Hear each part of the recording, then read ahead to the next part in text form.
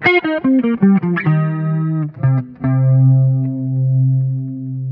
this video, we're going to walk through the system settings on your new Pioneer in-dash receiver.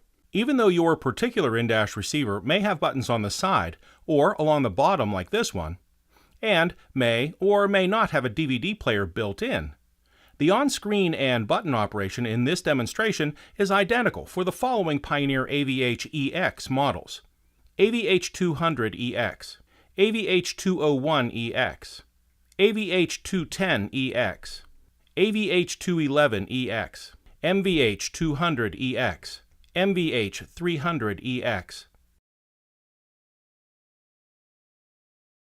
So from any source, and I'm on the AM/FM radio source right now, let's touch the gears up here, and we want to go to the toolbox, or the wrench and the screwdriver, and that takes us to our system settings. We'll start off with the AV source settings on top, and we'll open this window. And the first thing we see here is the radio settings, and you can get more information about the local seek setting in the AM/FM radio video, so be sure to check out that for more information there. Next up is the Bluetooth audio, and you can see right now the Bluetooth audio is switched on. So for right now in this demonstration, we're going to switch Bluetooth audio off, and I'll show you what that means. I'm going to hit the X, and as I check my source list, here you can see Bluetooth audio is not in the list. And if I touch the home button here, you can see that Bluetooth audio is grayed out. So we need to fix that. Let's go back to those settings, and under AV source settings, we're going to switch Bluetooth audio on. Now it will become a source. And we'll hit the X, and in our drop-down menu, there is Bluetooth audio. We could select it right there. And if we touch the home button, you can see that Bluetooth audio now becomes an available source for us. All right, let's go back to our settings, toolbox, and we checked the AV source settings, so let's go back. Next up is auxiliary input, and just like Bluetooth audio, auxiliary input works the same way.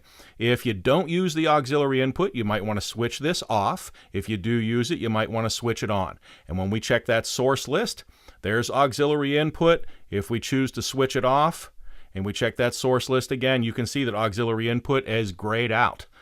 So let's go back there, and we'll choose to switch auxiliary input on. Next up is our camera settings, and for a full video on the backup camera settings and how to set up your backup camera, be sure to check out the backup camera settings for the AVH-210EX. Next up is our system language, and this is all of the on-screen language that you see, and you have a number of languages that you can choose from. A word of caution here: make sure that you can read the language that you select on the screen before you select it. Let's see, we're going to go back up, and our next setting is restore settings, but you can see restore settings is grayed out, and so we're going to need to engage the parking brake. When we engage the parking brake, restore settings becomes available for us. So we'll touch that. And here I can restore the settings back to the factory default. Once you do that, you will lose many of the settings that you have created in the audio system, radio station presets, Bluetooth settings. All of those different things will be gone. If you want to more or less start from the beginning, touch the restore button here, and it'll take a few minutes to restore to the original settings and restart the system. For right now, I'm going to go back up. And we still have the parking brake engaged. We're going to scroll down. Next is the beep tone. We can choose to switch that beep tone that you hear right there. We can choose to switch that beep tone on or off. For right now, I choose to keep the beep tone switched off. Next up is our touch panel calibration, and we'll open this window. And if you want to calibrate the touch screen, you can do that here. If you choose yes, the touchscreen calibration screen will come up, and it takes several minutes to complete the touchscreen calibration.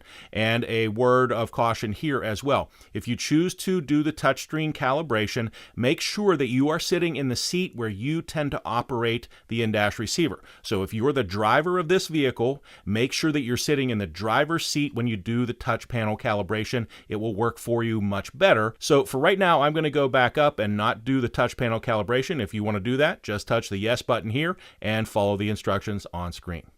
We'll go back up. Next up are the dimmer settings. And for a full video on the dimmer settings, how to use the dimmer's manual function, its automatic function, or switching on and off with the illumination of the vehicle, and its timer function, be sure to check out the full dimmer video available for the AVH-210EX. Let's go back into those settings. And last one down here is the picture adjustment. And the picture adjustment here can work for my backup camera and for my source screen. So I can switch over to the backup camera here. You can see right now I'm on the source screen. So I have brightness available, and brightness I can make a little brighter or a little dimmer depending on what I like. We'll go over to the next setting. This is the dimmer. So when I switch the dimmer on, how bright will the screen be? And when I switch the dimmer off, how bright will the screen be? That can be adjusted here. If you're going to make an adjustment to the brightness of the dimmer when it's switched on, make sure that you have the dimmer switched on before you make your adjustment here. And finally, we have the contrast, so we can make the contrast a little higher or a little lower, depending on how you like to see that in your vehicle. When you're done there, you can hit the arrow to go back up, or you can hit the X to escape.